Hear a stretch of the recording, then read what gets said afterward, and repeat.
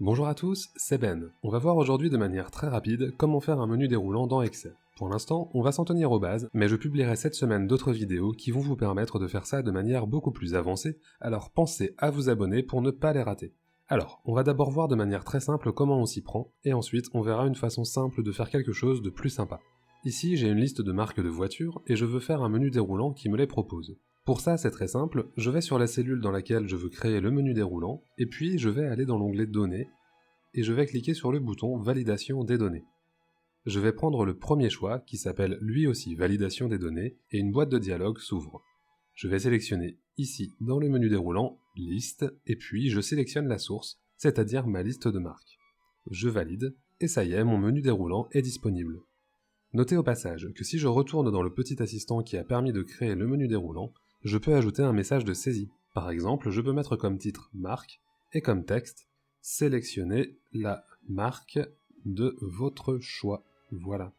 Ensuite, je peux aussi personnaliser le message d'erreur dans le cas où on saisirait une donnée qui n'est pas autorisée. Par exemple, je peux mettre en titre erreur et puis un texte valeur indisponible, abonnez-vous à ma chaîne. Voilà. Maintenant, si je valide et que je me positionne sur ma cellule, je vois le message de saisie qui apparaît, et c'est bien pratique. Ensuite, si je saisis n'importe quoi, eh bien un message d'erreur apparaît, du coup abonnez-vous. Bon, pour terminer, vous vous dites peut-être que d'avoir la liste juste à côté du menu déroulant, c'est très moche, et vous avez bien raison. Alors, petite astuce toute simple au passage, sachez qu'il est parfaitement possible, et même souhaitable, d'isoler votre liste dans un onglet à part, loin de l'utilisateur. Donc là, j'ai un exemple avec un menu déroulant qui permet de consulter le chiffre d'affaires de nos marques de voitures, et je vais donc vouloir refaire un menu déroulant.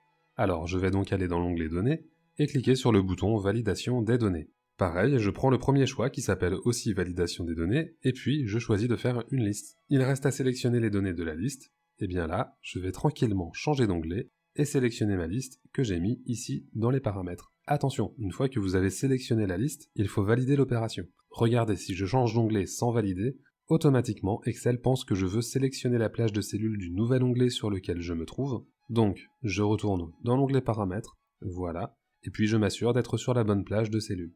Je clique sur OK et Excel me ramène automatiquement dans l'onglet qui m'intéresse, dans lequel j'étais en train de créer le menu déroulant. Maintenant, je peux sélectionner la marque qui m'intéresse et analyser ses chiffres. Et voilà, c'est tout pour cette vidéo, on verra dans les prochaines comment faire des menus déroulants beaucoup plus avancés, alors n'oubliez pas de vous abonner et de laisser un pouce bleu sous la vidéo si elle vous a plu. Sur ce, merci d'avoir regardé jusqu'au bout et à bientôt.